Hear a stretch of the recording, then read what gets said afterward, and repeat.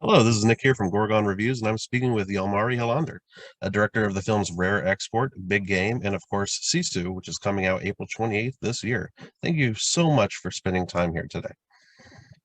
Definitely. I love the posters behind you also, just a general note.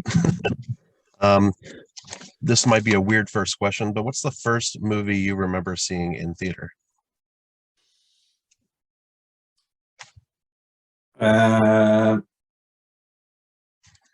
It might be the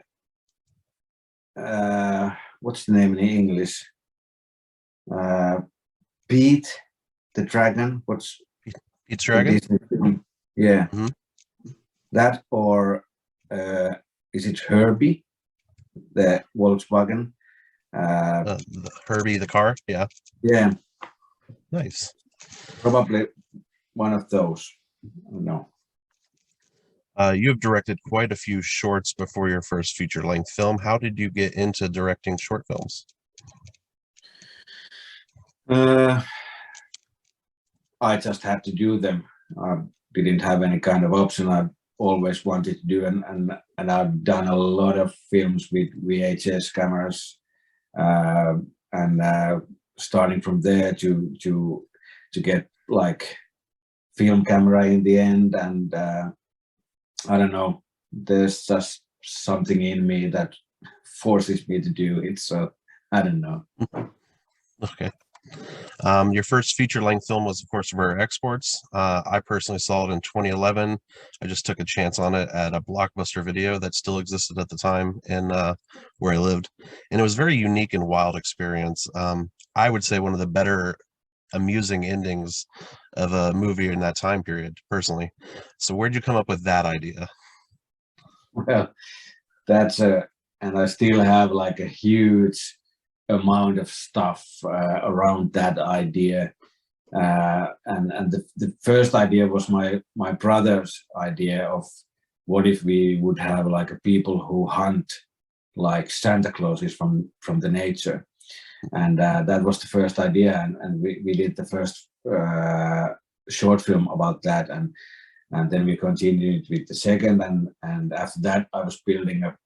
I still have so much material of Rare Exports world, uh, with which I don't know.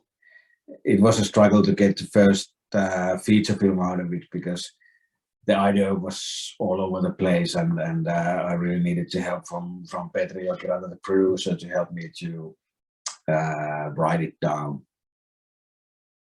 Awesome. Now, for Sisu, your first feature film in 8 years, what's the inspiration behind that film?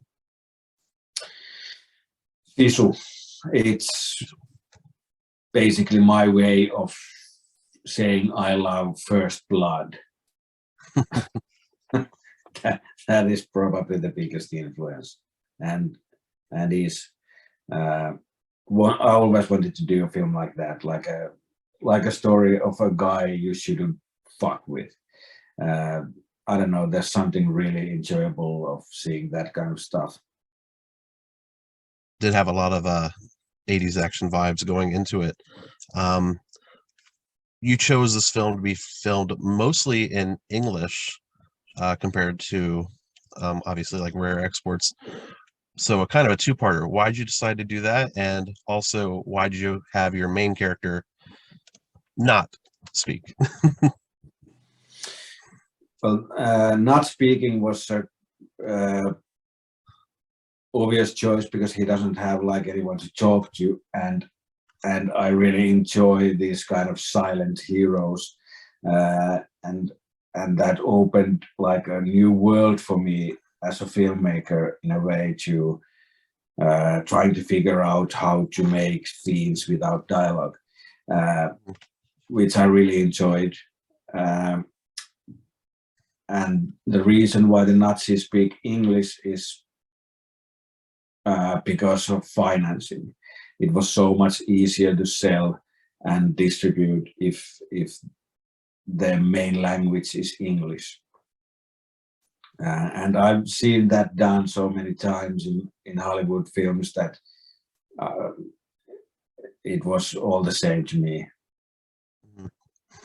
So one of the scenes early on when I could tell this movie was going to be something really special was with the minefield. And I won't go into the specifics there, but are you aware there's a minesweeper related contest going on for your movie as part of its advertisement? I am. Okay, just wanted to make sure because when we got that email, it was one of the most bizarre things I've seen, but in a good way because not a lot of people talk about minesweeper at all. And for those who didn't know, there's a little, if you lose, there's a small clip that will play from the film, one of like 3 or 4 different examples of people blowing up for mines. And it's a very thematic way to incorporate it into the film. And it was a creative advertisement from my point of view. Final question, where are we going from here? Are we getting more exploits for this hero prequel film or just unrelated movies in the future? We might have Sisu part 2 someday. I have an idea for it, but I'm not sure will I do it. It would be fun to do, but I'm not sure. Let's see what happens. I have a sci-fi film which we might start to shoot this year with Petri Jokiranta, and there are some offers from Hollywood also, which some of them are pretty interesting now, and I don't know. We just have to see what happens, but it's gonna be action, that's for sure. That makes sense. Once again, thank you for spending your time answering these quick questions about directing Sisu and more. Once again, this film opens up wide release on April 28th this year, Friday, and it is a total blast, literally and metaphorically.